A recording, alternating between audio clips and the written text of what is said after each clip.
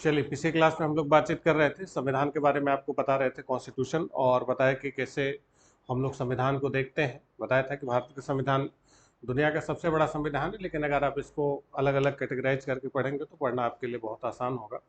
और बताया था कि इसको समझने के लिए हम लोग अलग अलग हिस्सों में बांटते हैं। इसमें आपको बताया था कि सबसे पहले हम लोग क्या देखते हैं, डेवलपमेंट, संवैधानिक विकास, कि हमारा संविधान कैसे बना। फिर उसके बाद विदेशी स्रोत, फिर भाग, अनुसूचियाँ, अनुच्छेद, संशोधन और प्रस्तावना। तो जिसमें हम लोग शुरुआत किए थे संवैधानिक विकास, विदेशी स्रोत, फिर भाग, अनुसूचियाँ, और फिलहाल अनुच्छेदों पर बातचीत कर रहे थे, आर्टिकल्स पर हम लोग चर्चा कर रहे थे। और उसी को बताते हुए आपको बताया था कि सबसे पहले आर्टिकल 1 बताया था, अनुच्छेद 1। अनुच्छेद 1 में बताया था कि भारत राज्यों का संघ है, India is the union of state. तो उसमें राज्यों और संघ के बारे में बताया था कि राज्य क्या होता है और संघ में क्या रिलेशन होता है। फिर इसके बाद अनुच्छेद 3 आपको बताया था कि नए राज्यों का निर्माण, फॉर्मेशन ऑफ न्यू स्टेट्स, और नए राज्यों के निर्माण की प्रक्रिया संसद को दी गई है। फिर तीसरा आपको बताया था अनुच्छेद 4 की जो नए राज्यों का निर्माण होता है वो संविधान के संविधान संशोधन के अंतर्गत नहीं माना जाता, एक सिंपल लेजिस्लेटिव प्रोसीजर है, साधारण विधायी प्रक्रिया है। फिर इसके बाद सिटीजनशिप आपको बता रहे थे, अनुच्छेद 5 से 11 तक, जिसमें आपको बताया था कि सिटीजनशिप एक्ट 1955, नागरिकता अधिनियम 1955 नागरिकता के अर्जन की 5 विधियां और उसको त्यागने की 3 विधियों का वर्णन करता है। और अलग अलग पांचों विधियां क्या होती है आपको बताया। फिर नागरिकता की समाप्ति। फिर बताया कि भारत का कोई नागरिक अगर दूसरे देश की नागरिकता लेता है तो भारत की नागरिकता उसकी समाप्त हो जाएगी, आर्टिकल 9। फिर एनआरआई और पीआईयू में अंतर बताया, जिससे बताया कि महत्व एनआरआई का ज़्यादा है, पीआईयू का कम है। इसके बाद आपको बता रहे थे भाग 3, मौलिक अधिकार। और मौलिक अधिकार में आपको बताया था कि पहले कहाँ से कहाँ तक है, अनुच्छेद 12 से लेकर 35 तक दिया गया है, भाग 3 है। और इसमें सबसे पहले आर्टिकल 12 आपको बताया था कि राज्य की परिभाषा, डेफिनेशन ऑफ स्टेट, जिसमें राज्य किसको कहते हैं। तो बताया था कि जो राज्य का मतलब है वो केवल जो हम लोग राज्य समझते हैं वैसा नहीं है, यहाँ पर राज्य विस्तार से लिया जाता है। केंद्र और राज्य जितने भी कार्यकारी चीज़ें हैं, सब जो सरकार की तरफ से काम कर रहे हैं वो राज्य की परिभाषा में के अंतर्गत आते हैं। फिर इसके बाद अनुच्छेद 13 बताया था, आर्टिकल 13 एक आच्छादन का सिद्धांत है कि अनुच्छेद 13 राज्य को रोकता है कि वो मौलिक अधिकारों का अतिक्रमण न करे। अगर कोई ऐसा कानून बनाया बनाया जा रहा है जो मौलिक अधिकारों का उल्लंघन कर रहा है तो उस सीमा तक उसको क्या करेगा, रोकेगा, एक प्रोटेक्ट करेगा, प्रोटेक्शन देगा उसको।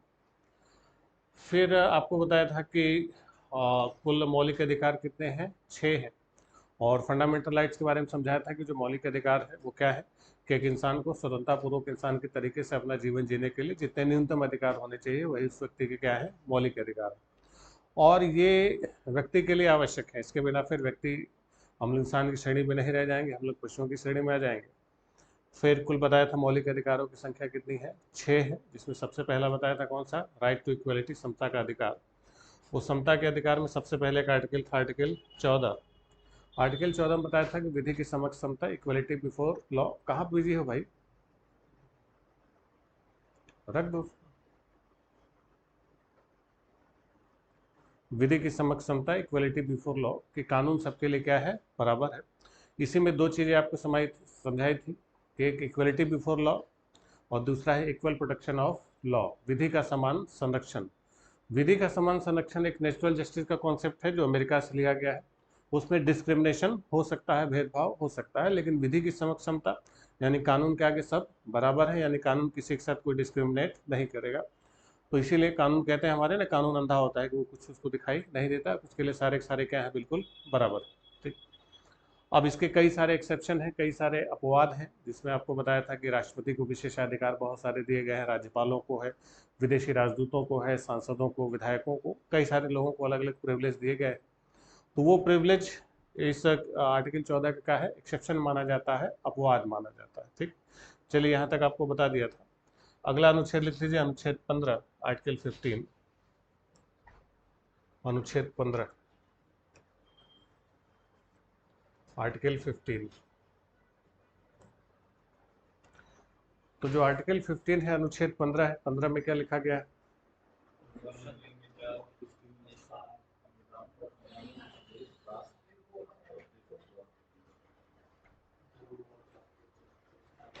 लिख लीजिए इसको, पहले 15 को लिखिए एक बार। आर्टिकल 15,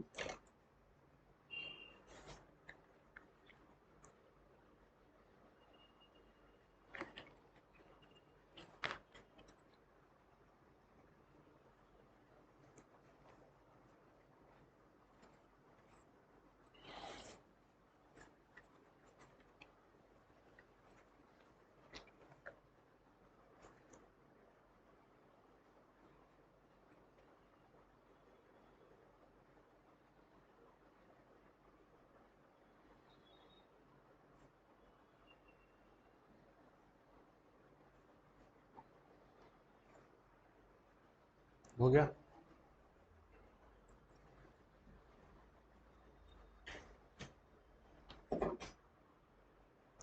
तो क्या लिखे 15 में? तो इसमें भेदभाव को दिया गया है डिस्क्रिमिनेशन, कि किसी भी आधार पर कोई भी भेदभाव नहीं किया जाएगा। तो अब ये जो भेदभाव का आधार बताया गया है, जो कि डिस्क्रिमिनेशन नहीं होगा, कि कितने आधार हैं भेदभाव के, नंबरिंग कर लीजिए, पॉइंट लिख लीजिए, 1 2 3 4। कौन कौन सा आधार है? उसी पर कौन कौन सा आधार है? एक है धर्म, मूल वंश, जाति, लिंग या जन्म स्थान। कुल कितने आधार हैं? 5।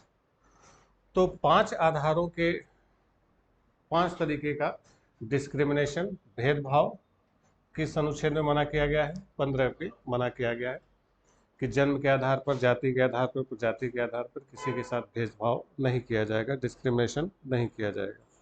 यानी राज्य आपके साथ इस मामले पर कोई भी भेदभाव नहीं करेगा, चाहे पब्लिक प्लेस हो, चाहे दुकान हो, चाहे होटल हो, पब्लिक जो एंटरटेनमेंट की जगह हो, वहाँ पर इस तरीके से कोई डिस्क्रिमिनेशन नहीं किया जाएगा। ठीक, अगर कोई ऐसा डिस्क्रिमिनेशन करता है आपके साथ, कि आपके जन्म के आधार पर, आपकी जाति के आधार पर, प्रजाति के आधार पर, तो फिर वो आपके मौलिक अधिकारों का क्या करता है? वायलेशन कर रहा है, उल्लंघन कर रहा है। तो उसके लिए आप सुप्रीम कोर्ट जा सकते हैं, या हाई कोर्ट अपील कर सकते हैं, अनुच्छेद 32 सुप्रीम कोर्ट या 226 हाई कोर्ट।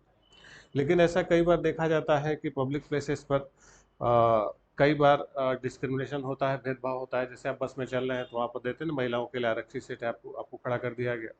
तो अब पता चला कि बस में आप जा रहे हैं और आपको खड़ा कर दिया गया, आप उठा दिया गया कि भाई आप जो है कि जो है कि लड़के हैं, आपको इस सीट पर नहीं बैठना। तो क्या आप किस अनुच्छेद 15 के आधार पर क्लेम कर सकते हैं कि भाई हमारा मौलिक अधिकार है, भेदभाव हो रहा है हमारे साथ? क्योंकि वो भेदभाव किस आधार पर हो रहा है? लिंग के आधार पर हो रहा है। देखिए, इसमें 15 के साथ 15 3 जोड़ा गया है। लिखिए 15 ब्रैकेट में 3, 15 3 15 ब्रैकेट में 3।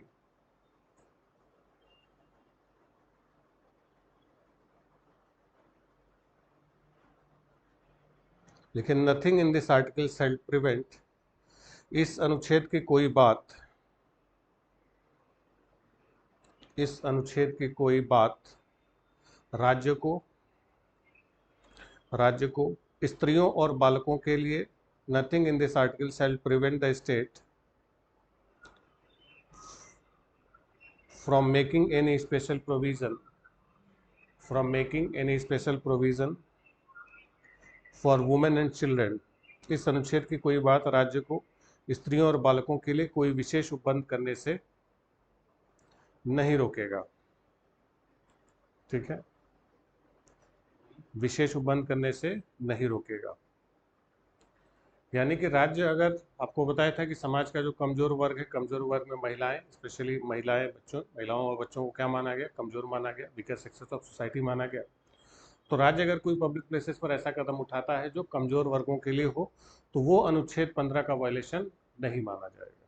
ये किस आर्टिकल में कहा गया है? 15(3) में, कि राज्य ऐसा कर सकता है पब्लिक प्लेस पर किस तरीके के वायलेशन के लिए। क्योंकि आपको बताया था कि हमारे यहाँ डिस्क्रिमिनेशन थोड़ा सा किया जाता है, क्योंकि ये चीज़ें तब 100% लागू होंगी जब समाज में सारे लोग बराबर हैं। लेकिन हम एक हिस्से को मान के चलते हैं, महिलाओं को कमजोर मान के चले, या बच्चों को कमजोर मान के चले, या लड़कियों को कमजोर मान के चले, तो उनके लिए पब्लिक प्लेसेस पर स्टेट बहुत सारे प्रोविजन करती है, रेलवेज में या पब्लिक प्लेसेस पर, भीड़ भाड़ वाली जगहों पर। ये इसलिए किया जाता है कि उनको भी, इसको डिस्क्रिमिनेशन नहीं माना जाता, इसको पॉजिटिव डिस्क्रिमिनेशन मानते हैं। सकारात्मक भेदभाव का कॉन्सेप्ट चलता है, कि पॉजिटिवली कहा गया है कि भाई ऐसी चीज़ें जो कमजोर वर्ग हैं उनको क्या किया जाएगा? प्रोटेक्शन दिया जाएगा। ठीक है, चलिए अब अगला आ जाइए, अनुच्छेद 16 16 लिख लीजिए।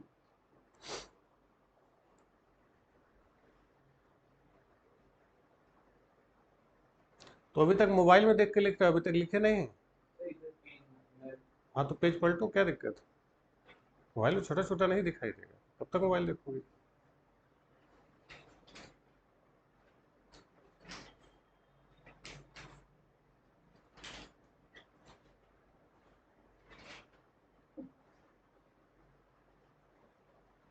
तुम भी कहाँ मोबाइल में झांक रहे हो? बंद करो उसको, कहाँ जाए फिर देखो।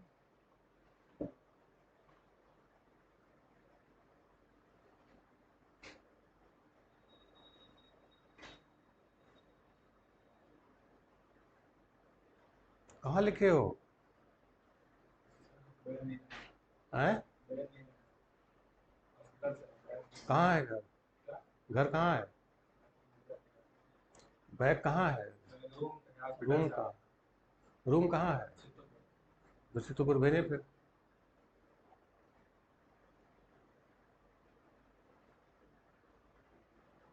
मतलब प्यार मोहब्बत से बात करो तो लोग नहीं सुनते हैं।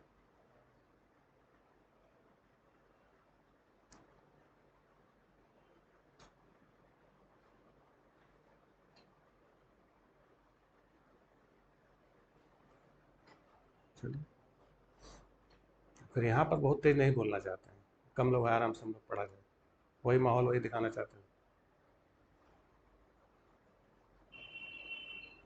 तो 16 में क्या लिखा गया है?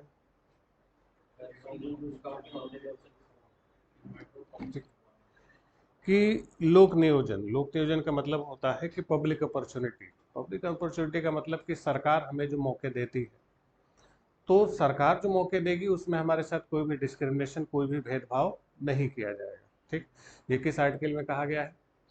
आर्टिकल 16 में कहा गया है।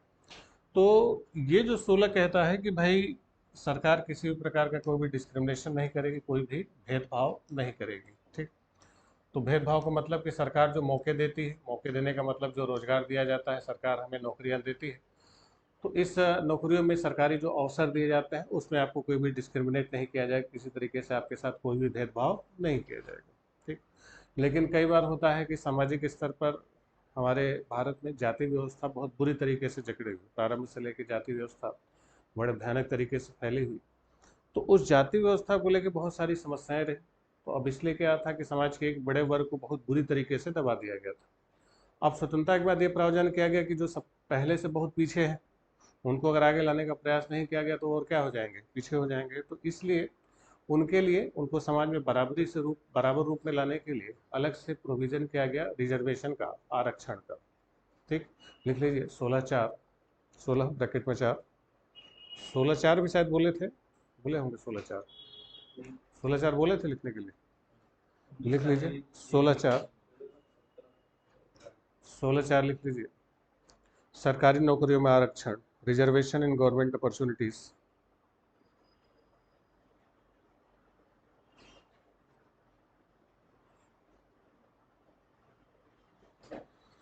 तो सरकारी नौकरियों में या सरकारी नियुक्तियों में क्या दिया जाता है? रिजर्वेशन दिया जाता है, आरक्षण दिया जाता है। तो रिजर्वेशन किस अनुच्छेद से दिया जाता है? 16(4) से दिया जाता है।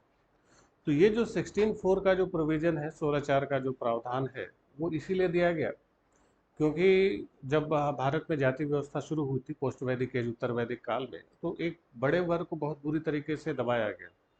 अभी तो जैसे आरक्षण केवल सरकारी नौकरियों तक या शिक्षा तक सीमित है, एक जमाने में रिजर्वेशन 100% हुआ करता था, और केवल शिक्षा और नौकरियों तक नहीं, समाज के हर एक चीज में, हर एक जगह पर रिजर्वेशन था 100%।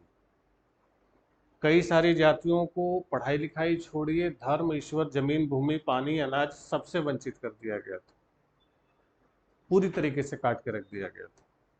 ठीक है, कि उसके लिए धर्म भी अपवित्र था, भगवान भी को छूना छोड़िए देख नहीं सकते थे, मंदिरों में प्रवेश नहीं करने दिया जाता था। और अभी तो पढ़ाई लिखाई की थोड़ी बहुत बात हो जाती है।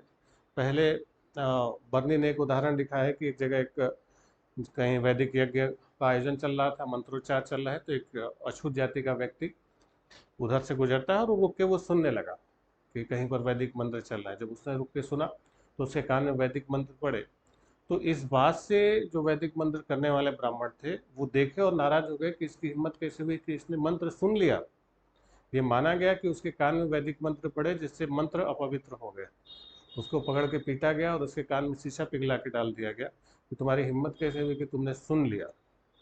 तो पढ़ना लिखना छोड़िए, सुनना तक रोक दिया गया था, इतने बुरी तरीके से कि एक ब्राह्मण कन्या घर से निकलते ही शाम को सुबह सुबह उसको एक अस्पृश्य जाति का व्यक्ति उसको बाहर से गुजरता हुआ गली से दिखाई देता है। इस बात की वो शिकायत करती है क्योंकि उस अस्पृश्य जाति के व्यक्ति पर नजर पड़ने से उसकी आंखें जलने लगती, आंखें जलने लगी खाली देखने मात्र से। तो ठंडे पानी से आंखें धोती है, उसको पकड़ के पीटा गया कि सुबह सुबह आप दिखाई कैसे दिए। ये हमारा समाज, और ये बड़े लंबे समय तक रही, अंग्रेजों के आने आने तक ये व्यवस्था हुआ करती थी। खुद ब्रिटिशर्स ने लिखा है इस पर बहुत ज़्यादा कि कई सारी जाति के लोग थे जिनको गांव में प्रवेश की अनुमति नहीं थी, वो लोग गांव में एंट्री नहीं कर सकते थे, वो लोग गांव के बाहर रहते थे और गांव से अपने घरों से जब निकलते थे तो गले में एक मटका टांग लेते थे ताकि उनके मुंह से कुछ थूक भी निकले तो वो भूमि पर नहीं थूके।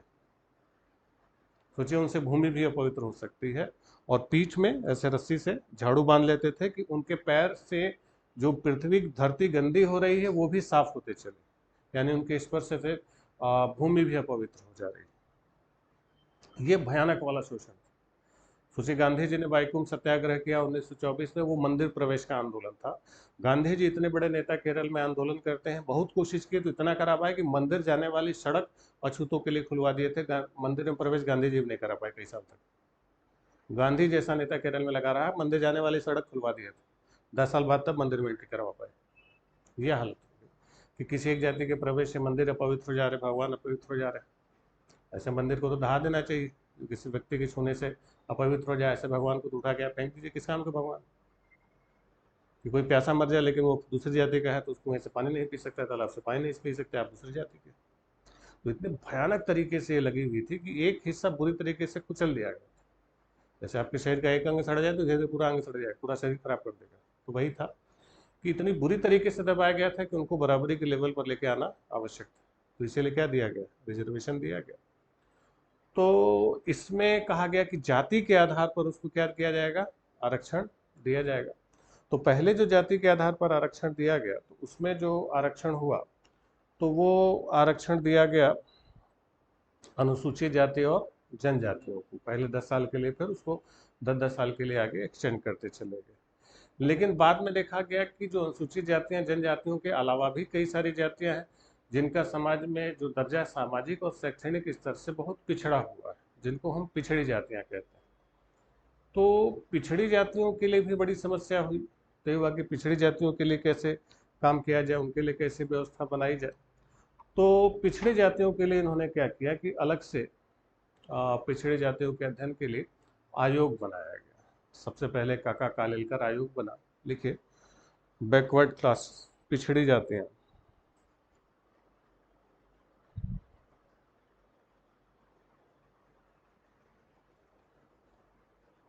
पिछड़ी जाति। तो पिछड़ी जाति के लिए सबसे पहले लिखिए जो आयोग बना वो था काका कालेलकर आयोग, काका कालेलकर कमीशन।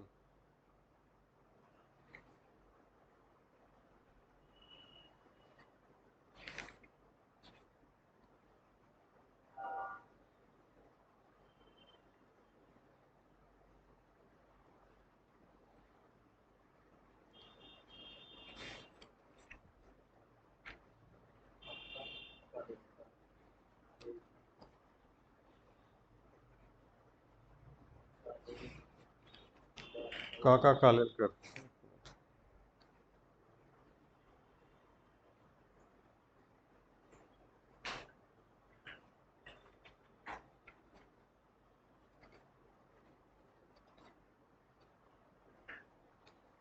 ठीक, लिखिए 1953, 1953।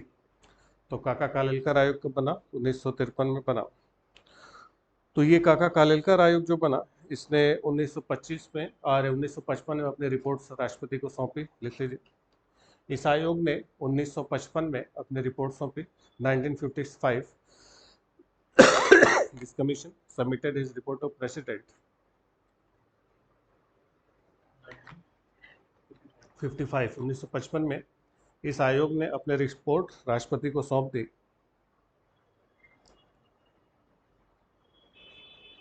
ठीक, तो काका कालेलकर जो आयोग बना इसने अपनी जो रिपोर्ट बताई तो उसमें बताया गया कुल 2399 जातियां पिछड़ी जातियां हैं। लिख लीजिए, अकॉर्डिंग टू दिस कमीशन, इस आयोग के अनुसार, इस आयोग के अनुसार भारत में 2399 2399 2399 पिछड़ी जातियां हैं। तो कितनी पिछड़ी जातियों की उन्होंने पहचान की? 2399। और इन्होंने एक और बात की कि भारत में जो महिलाओं की स्थिति है, कंडीशन ऑफ वुमेन, महिलाओं की स्थिति को भी उन्होंने पिछड़ा हुआ माना कि महिलाएं भी किस अवस्था में है, पिछड़ी। तो भारत की सभी महिलाओं को उन्होंने क्या मान लिया, पिछड़ा। लिख लीजिए, सभी स्त्रियों को पिछड़ी जाति में रखने की सिफारिश की। He recommend that all women should be in backward class list, backward caste list. सभी स्त्रियों को पिछड़ी जाति में रखने की सिफारिश की। He recommend that all women should be in backward caste list, यानी जितनी महिलाएं उनको क्या मान लिया जाए, पिछड़ी जाति का माना गया। तो इन्होंने जो रिजर्वेशन की सिफारिश की कि उन्होंने कहा कि जो क्लास 1 की सर्विसेज है, ग्रुप ए की सर्विस है, उसमें 25% रिजर्वेशन दिया जाए। जो ग्रुप बी की सर्विस है, ग्रुप बी की सर्विस में उन्होंने 33%, सॉरी, ग्रुप ए में 25, बी में, हाँ, ए में 25, बी में 33% आरक्षण, और ग्रुप सी की नौकरियों में 40% रिजर्वेशन। किसके लिए, पिछड़ी जातियों के लिए उन्होंने सिफारिश की कि ग्रुप ए की नौकरियों में 25% आरक्षण हो, बी में 33%, सी में 40%। हालांकि इन्होंने जो अपनी बातें कही, जो अपनी सिफारिशें की, उसको ज़्यादातर सिफारिशों को अस्वीकार किया गया और इस आयोग की सिफारिशें लागू नहीं की गई। ठीक है, तो इस पर यानी पिछड़ी जातियों पर कोई काम नहीं हुआ, मामला रुका रहा कुछ समय तक। इसके बाद फिर 1980 में एक मोरारजी देसाई ने एक नया आयोग का गठन किया, बीपी मंडल आयोग। लिखिए, बीपी मंडल आयोग, बीपी मंडल कमीशन,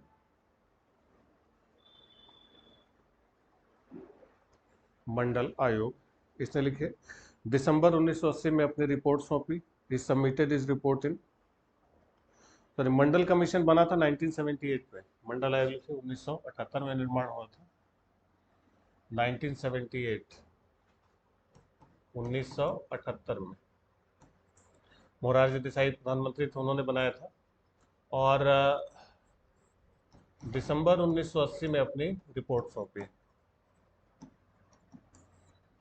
तो मंडल आयोग की रिपोर्ट कब आ गई थी, दिसंबर 1980 में। 78 में कमीशन बना, दिसंबर में इन्होंने रिपोर्ट दी, और इन्होंने रिपोर्ट में बताया कि भारत में कुल 3743 जातियां पिछड़ी हैं, 3743। तो पिछड़ी जातियों की संख्या कुल कितनी है, 3743। कि भारत में कुल 3743 जातियां क्या है, पिछड़ी हैं।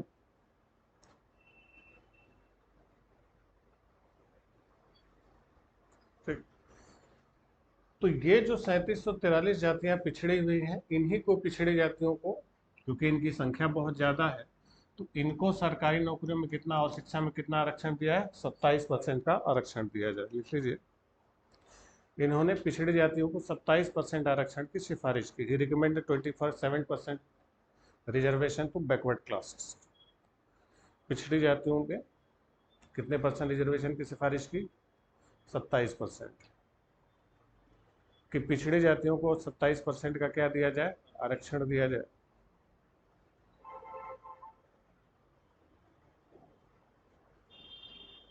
और भी बहुत सारी बातें कहेगी कि पिछड़ा वर्ग आयोग बनाया जाए, कमीशन बनाया जाए। तो उस समय जब 1980 में रिपोर्ट आया, तो फिर इसको उस समय स्वीकार नहीं किया गया, रिपोर्ट होल्ड कर दी गई। फिर बाद में अगस्त 1990 में बीपी सिंह की सरकार ने इस मंडल कमीशन की सारी रिपोर्ट को स्वीकार कर लिया। लिख लीजिए, 13 अगस्त 1990, 13 अगस्त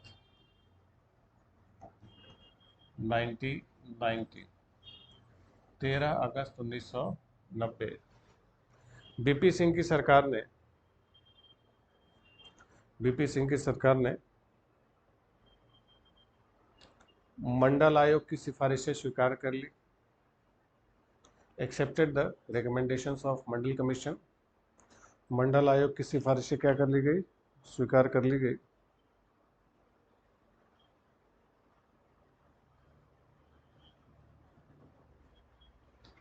ठीक, तो जब मंडल आयोग की सिफारिशें स्वीकार कर ली गई,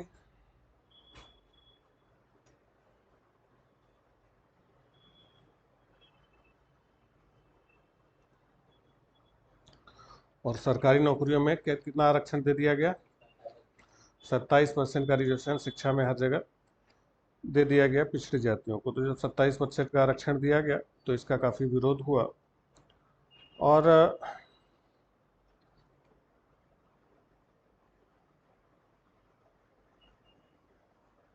देखिए, तो इसका काफ़ी विरोध हुआ कि 27% आरक्षण बहुत बड़ा था जो पिछड़ी जातियों को दिया गया। लेकिन क्योंकि सरकार ने अब इस सिफारिशों को लागू कर दिया, क्योंकि अनुसूचित जाति पिछड़ा वर्ग की जो है कि आबादी बहुत ज़्यादा थी। जैसे अनुसूचित जाति की जो आबादी थी वो कम थी, ठीक है, 17% के आसपास थी। अनुसूचित जनजाति की आबादी 8-9% के आसपास थी, तो उनको उनकी आबादी के अनुपात में आरक्षण दिया गया।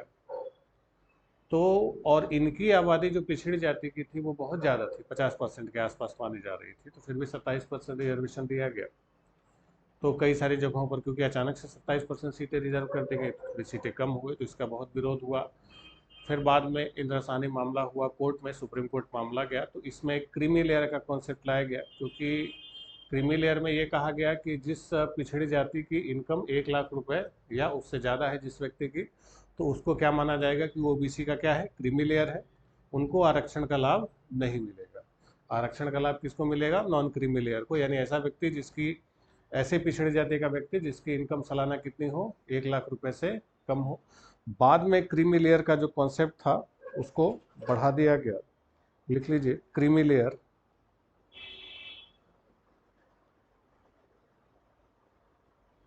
Creamy layer.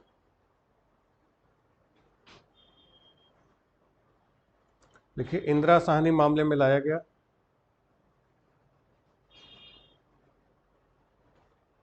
इंदिरा साहनी मामले में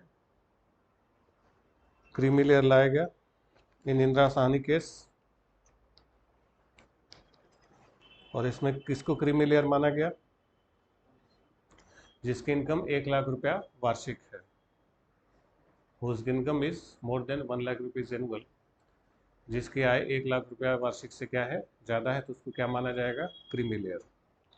तो शुरुआत में 1 लाख रुपया रखा गया, बाद में इसको बढ़ा के 2.5 लाख कर दिया गया, फिर 4.5 लाख कर दिया गया। फिलहाल अभी 2013 में इसका कितना चल रहा है? 6 लाख रुपया है। लिख लीजिए, वर्तमान में क्रीमी लेयर की इनकम जो है लिमिट कितनी रखी गई है? 6 लाख। यानी अगर आपकी इनकम वार्षिक 6 लाख रुपए से ज़्यादा है तो आप क्या आएंगे? क्रीमी लेयर में आएंगे, तो आपको आरक्षण का लाभ नहीं मिलेगा। अगर आप पिछड़ी जाति के हैं, आपकी सालाना इनकम 6 लाख से ज़्यादा है, तो आप क्रीमी लेयर में आएंगे और आपको आरक्षण का लाभ नहीं मिलेगा। ठीक। और इसी के बाद एक पिछड़ा वर्ग आयोग बनाया गया, ओबीसी कमीशन बनाया गया। और बाद में अभी हम लोग जब संशोधन देखेंगे 105वां संशोधन, तो उसमें पिछड़े वर्ग को, पिछड़ा वर्ग आयोग को अब कैसा दर्जा दे दिया गया है? संवैधानिक। अब वो क्या हो चुका है? कॉन्स्टिट्यूशनल स्टेटस दे दिया गया। ठीक, चलिए, तो ये जो पिछड़े वर्ग के लिए आरक्षण दिया गया, ये किस में दिया गया? ये सब अनुच्छेद किस में आता है? 16 में ही आता है, 16 के ही सारे प्रावधान है। अब फिर बाद में संशोधन किया गया, और बाद में संशोधन करके ये कहा गया कि अभी जो 124वां संशोधन विधेयक था, और इसी 124वां संशोधन विधेयक को पास किया गया, तो ये 103वां संशोधन बना। लिखिए, 103वां संशोधन 2019, 103rd अमेंडमेंट 2019, 103वां संशोधन 2019। आपने सुना होगा EWS, इकोनॉमिक वीकर सेक्शन। तो इकोनॉमिक वीकर सेक्शन किस में रखा गया है? अनुच्छेद 16, 16(6),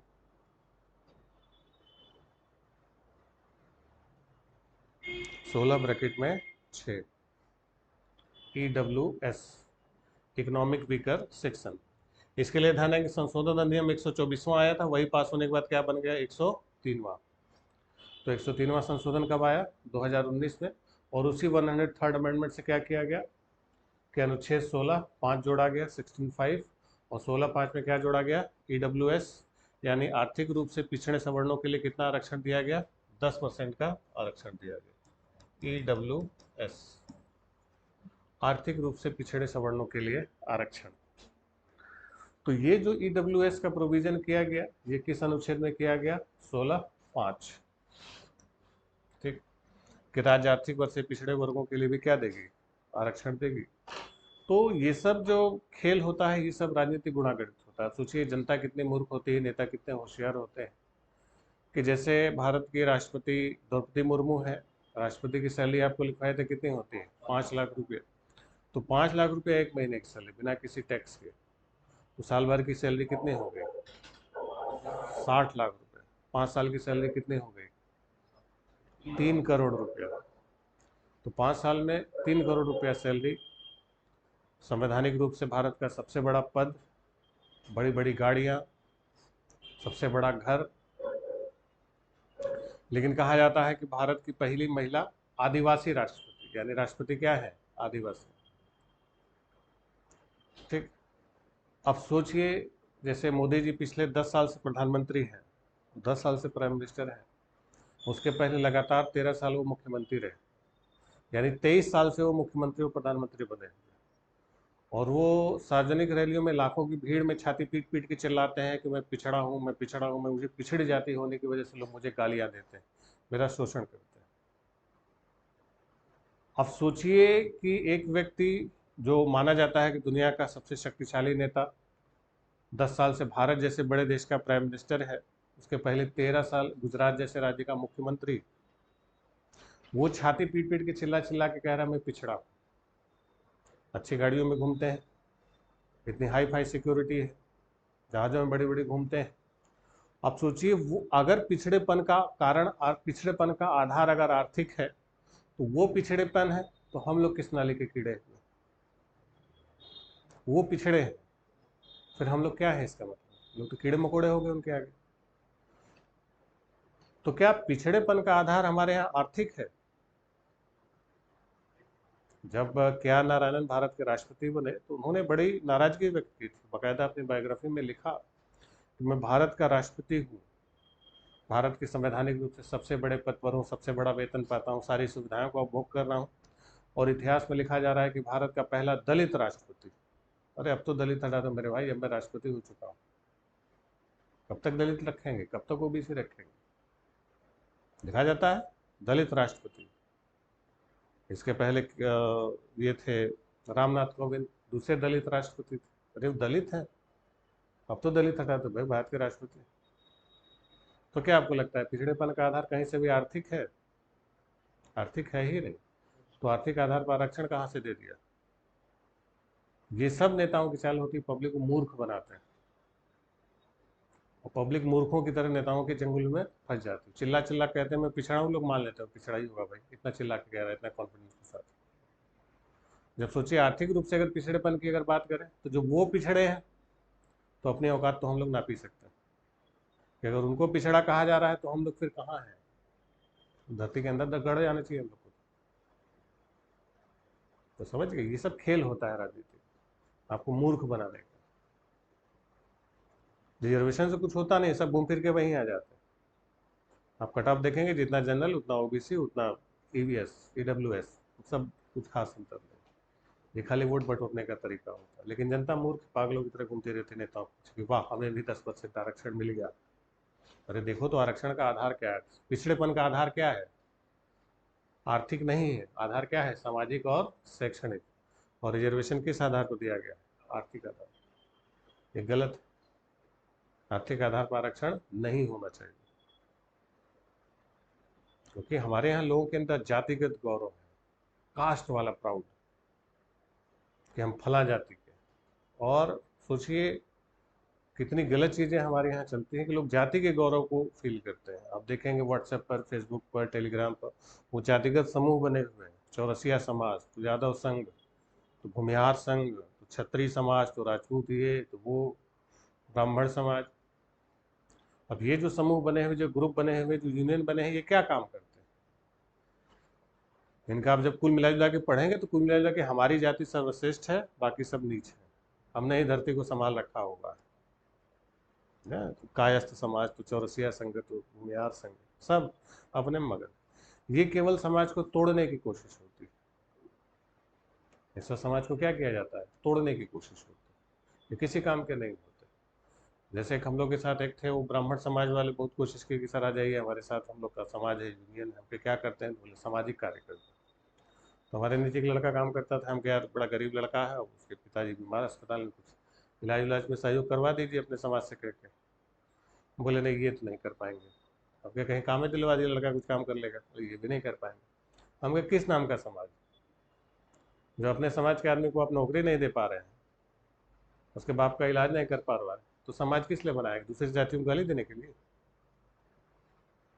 समाज किस लिए बनाते हैं? दूसरी जातियों को गाली देते हैं, अपनी जाति को श्रेष्ठ बताते हैं। तो सोचिए दुनिया चांद तारों पर जा रही है और हमारे यहाँ युवा अपने जाति का झंडा लेके घूम रहा है। कहाँ धंस रहे हैं आप? तो बाहर निकलिए इन चीज़ों से, क्योंकि ये जातिगत गौरव जब तक समाप्त नहीं होगा तब तक रिजर्वेशन नहीं खत्म हो सकता।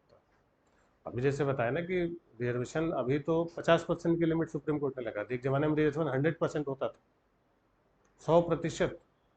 सोचिए समाज की क्या दशा रही। आरक्षण उस दिन खत्म होगा जिस दिन आपको अपनी जाति के नाम पर गौरव नहीं, जाति के नाम पर शर्म आ जाए, तब पता चलेगा कि जाति क्या होती है। तो बोलते हैं ना, बाबू साहब हैं, विराज साहब हैं, भूमियार साहब हैं तो हम, पंडित जी हैं तो हम यादव जी। कई सारी जातियां ऐसी हैं जिनका नाम अपने आप में एक गाली है। तो आप जातिगत गौरव की बात इसलिए करते हैं कि आप ऊंची जाति में पैदा हुए, इसमें आपका क्या योगदान है? कोई योगदान नहीं, आपके माँ बाप का योगदान है। तो प्राउड किस बात का? जब 100% आरक्षण हो जाए और जब जाति का नाम बताने में शर्म आए ना कि यार कहाँ से इस जाति में पैदा हो गए, तब समझिए कि आरक्षण खत्म कर देना चाहिए। तो आरक्षण कायदे से 50% नहीं, कितना कर दे, 100% करा दे कि जाति ये खत्म हो जाए, कि नामे न ले लो अपनी जाति का, लगाना ही छोड़ दीजिए। नहीं तो ये बड़ी खराब चीज़ है, समाज को पूरी तरीके से क्या कर रहे हैं, ये तोड़ रहे हैं लोग। तो स्वतंत्रता के बाद थोड़ी तो गलती हुई, रिजर्वेशन कितना करना चाहिए था, 100% मार देते। जो ताव होता है ना फलाना जाति की, छाती चौड़ी करके बताते हैं, वैसे तुम्हारा क्या योगदान भाई? और एक आदमी जो पैदा हो रहा है जिसका नाम ही अपने आप में गाली, उसको आप क्या कहें?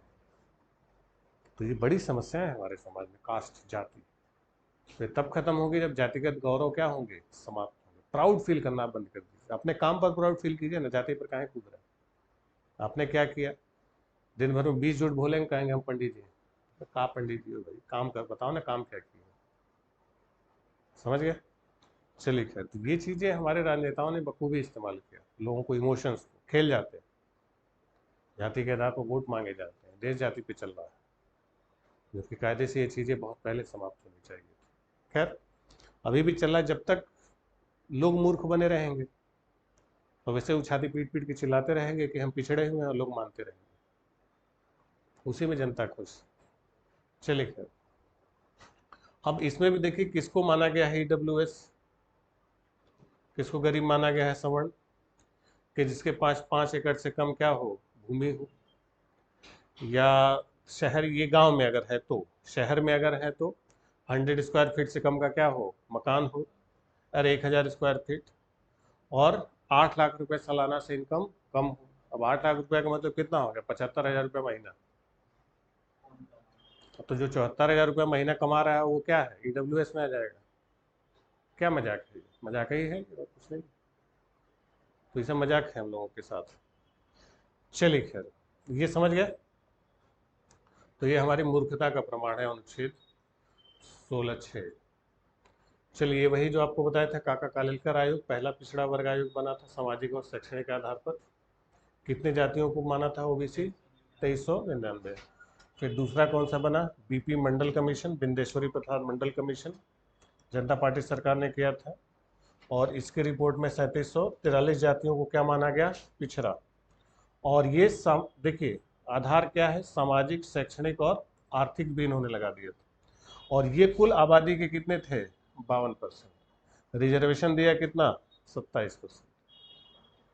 तो उनका कहना था कि भाई आबादी में इनकी संख्या ज़्यादा है, लेकिन ये क्या है, सामाजिक, शैक्षणिक और आर्थिक रूप से पिछड़े हैं, तो उनको कितना आरक्षण दिया जाए, 27%।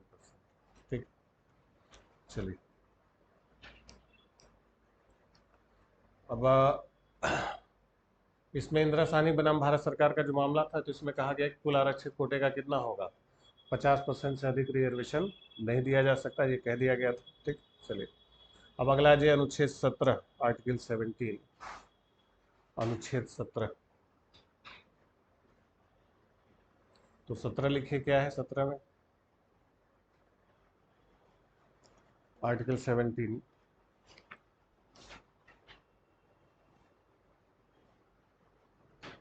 तो 17 में क्या कहा गया? अस्पृश्यता का अंत, कि जो अनटचेबिलिटी है, अस्पृश्यता है, उसको क्या किया जाए? समाप्त कर दिया जाए। ठीक। तो अस्पृश्यता को समाप्त करने की बात किस अनुच्छेद में कही गई थी? किस आर्टिकल में कहा गया? अनुच्छेद 17 में। कि पहले जैसे हमारे समाज में अनटचेबिलिटी बहुत ज़्यादा थी, छुआछूत होता था, किसी छूने से कोई अपवित्र हो जा रहा है, घर अपवित्र हो जा रहा है, पेड़ अपवित्र हो जा रहा है, सड़क मंदिर तालाब सब अपवित्र हो जा रहे हैं। तो उन चीज़ों को ख़त्म किया गया, और इसके लिए बाकायदा अस्पृश्यता निवारण अधिनियम के लिए, इसको लागू करने के लिए बाकायदा इसको कानून बनाया गया, और इसको पनिशेबल ऑफेंस बनाया गया, दंडनीय अपराध। और इसके लिए लिख लीजिए, अस्पृश्यता निवारण अधिनियम 1955, अनटचेबिलिटी प्रिवेंशन एक्ट 1955, अस्पृश्यता निवारण अधिनियम 1955, अनटचेबिलिटी प्रिवेंशन एक्ट 1955। तो इस अनटचेबिलिटी प्रिवेंशन एक्ट 1955 में अनटचेबिलिटी को क्या माना गया? देखिए, अस्पृश्यता को एक दंडनीय अपराध माना गया। Untouchability is a punishable offence. अस्पृश्यता को दंडनीय अपराध माना गया कि अस्पृश्यता क्या है? एक पनिशेबल ऑफेंस होगा, दंडनीय अपराध। कि अगर आप छुआछूत करते हैं तो आईपीसी में बाकायदा धारा बना के जोड़ी गई कि ये क्या होगा? एक पनिशेबल ऑफेंस होगा।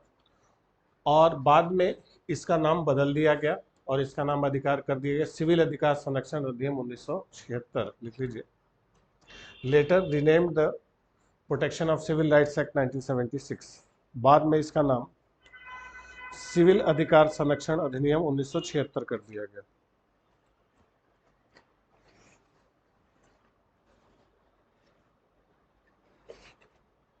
सिविल अधिकार संरक्षण अधिनियम 1976।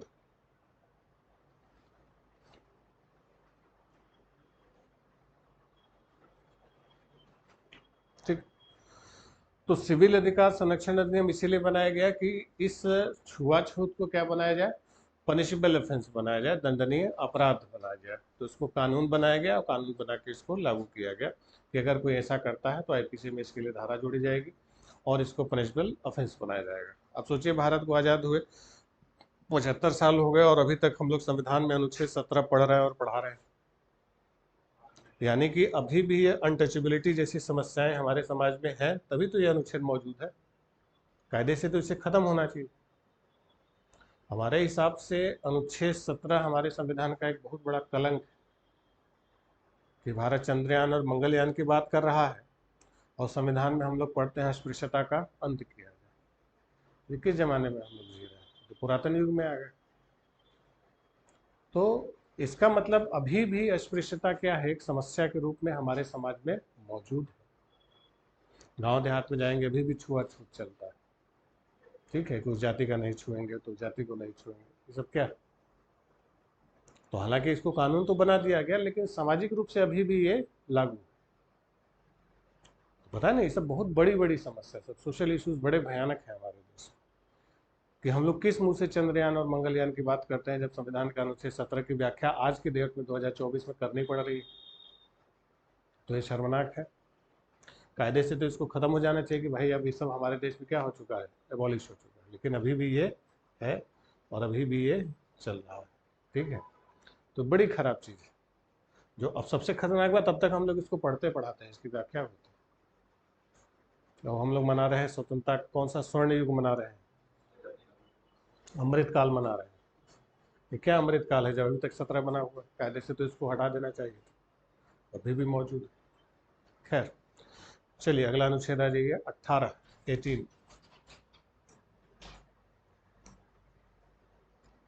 अनुच्छेद 18।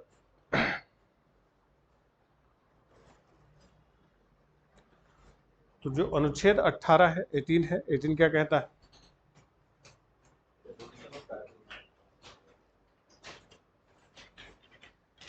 उपाधियों का अंत।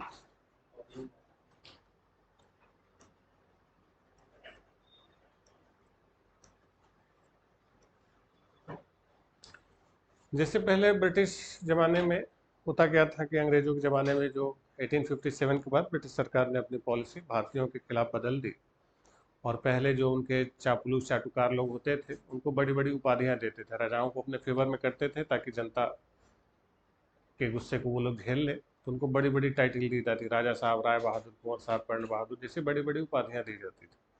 तो ये जो बड़ी बड़ी टाइटल थी, बड़ी बड़ी उपाधियां थी, ये सब समाज में डिस्क्रिमिनेशन क्रिएट करते हैं, विषमता, भेदभाव करते हैं। भाई एक को राजा महाराजा कहा, दूसरे को। तो इसीलिए अनुच्छेद 18 में कहा गया कि क्योंकि पहला मौलिक अधिकार आपको क्या बताया, समानता का अधिकार, तो दूसरे में कहा कि अब राज्य कोई भी उपाधि नहीं देगी, कोई भी टाइटल नहीं दी जाएगी। तो टाइटल नहीं दी जाएगी का इसका मतलब ये नहीं कि जिनका दिया गया है उनको छीन लिया जाएगा। जैसे जब 26 जनवरी 1950 को भारत का संविधान लागू हुआ, तो ऐसा नहीं था कि जो लोग राजा महाराजा पहले से थे, नवाब नरेश थे, उनको छोड़ मतलब खत्म कर दिया जाएगा। जैसे काशी नरेश उस समय जिंदा थे तो उनको नरेश की टाइटल थी। तो जब 26 जनवरी 50 को हमारा संविधान लागू हुआ तो ऐसा नहीं था कहा गया टोपी उतार दीजिए, जब आपको सिंहासन पर नहीं बैठना। कहा गया कि जो हैं वो बने रहेंगे, आगे उनके आने वाली पीढ़ियों को वो टाइटल कैरी फॉरवर्ड नहीं की जाएगी, ये साफ कर दिया गया कि आगे ये चीज़ें नहीं होंगी, कह दिया गया। लेकिन आगे नहीं दिया जाएगा। जैसे काशी नरेश को नरेश कहा जाता था, फिर 97 में आके काशी नरेश की मौत हो गई, तो उनकी जगह उनकी गद्दी पर बैठे कुंवर अनंत नारायण, तो अभी भी उनको कुंवर कहते हैं, अभी भी उनको नरेश नहीं कहा जाता, क्योंकि उनकी टाइटल कुंवर की थी, नरेश की नहीं थी। अब जब कुंवर भी मर जाएंगे तो अब ना कोई काशी नरेश होगा, ना कोई कुंवर होगा, सब के सब क्या हो जाएंगे, समाप्त। यानी अब किसी को नए सिरे से सरकार को इस तरीके की टाइटल नहीं दी जाएगी। हालांकि इसमें एक्सेप्शन जोड़ा गया एकेडमिक और मिलिट्री टाइटल्स को। एकेडमिक टाइटल का मतलब जैसे डॉक्टरेट, नाम के आगे लोग डॉक्टर लगाते हैं ना, डॉक्टरेट, डिलीट, या जो मिलिट्री टाइटल्स होती है, सेना की उपाधियां होती हैं, ब्रिगेडियर, कर्नल, मेजर, ये लोग नाम के आगे लगाते हैं। तो कहा गया कि एग्जैक्टली ये उपाधियां नहीं, ये उपलब्धियां हैं, अचीवमेंट है। भाई कर्नल मेजर कोई किसी का हाथ पर जोड़ के तो नहीं बनेगा, वो अपनी मेहनत से बनेगा। डॉक्टर जो लिख रहा है वो क्या है, अपनी मेहनत से बना है, वो लगा सकते हैं, बाकी उपाधियां नहीं लगाएंगे। लिख लीजिए, ये दिया गया है 18(1), लिख लीजिए 18 ब्रैकेट में 1। राज्य, सेना और विद्या संबंधी सम्मान के सिवाय कोई और उपाधि नहीं दी जाएगी। No title will be given except state, military and academic honours. ये राज्य मत लीजिएगा, बस सेना और विद्या संबंधी कोई भी उपाधि नहीं दी जाएगी, राज्य मत लिखिएगा।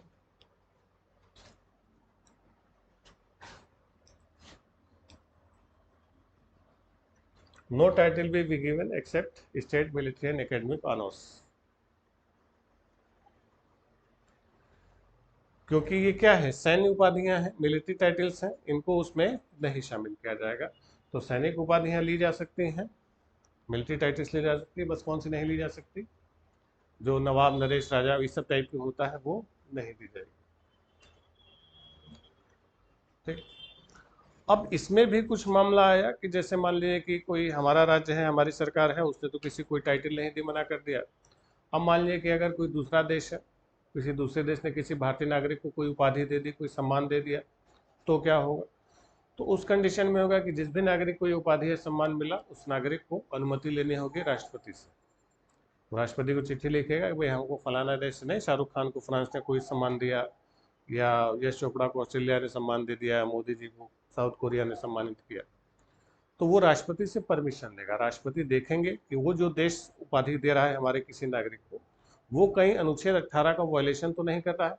अगर वो अनुच्छेद 18 का वायलेशन करता हुआ राष्ट्रपति को लगता है, तो राष्ट्रपति उसको सम्मान लेने से मना कर सकते हैं कि आपको ये टाइटल नहीं लेना। जनरली मना नहीं करते हैं, जनरली सबको परमिशन दे दी जाती है कि ठीक है आप टाइटल लीजिए, लेकिन अगर चाहे तो मना कर सकते हैं। समझ गए।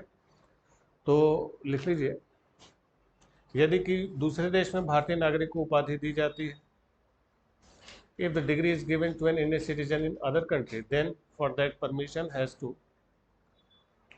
be obtained from the president। तो उसे राष्ट्रपति से क्या लेनी पड़ेगी, अनुमति लेनी पड़ेगी।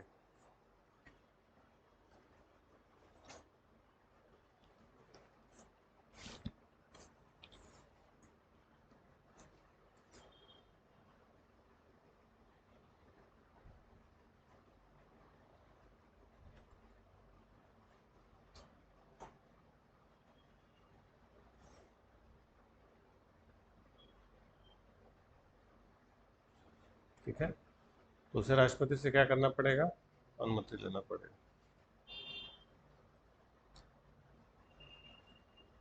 हो गया, यानी बिना राष्ट्रपति की अनुमति के कोई भी भारतीय नागरिक किसी दूसरे के देश से, क्योंकि राज्य अपने आप को रोकेगा कि भाई हम कोई टाइटल नहीं देंगे, कोई दूसरा दे दिया तो उसके लिए परमिशन किससे लेंगे, राष्ट्रपति से लेंगे। राष्ट्रपति अनुमति देंगे तो वो लेंगे, नहीं देंगे तो नहीं लेंगे। समझ गए?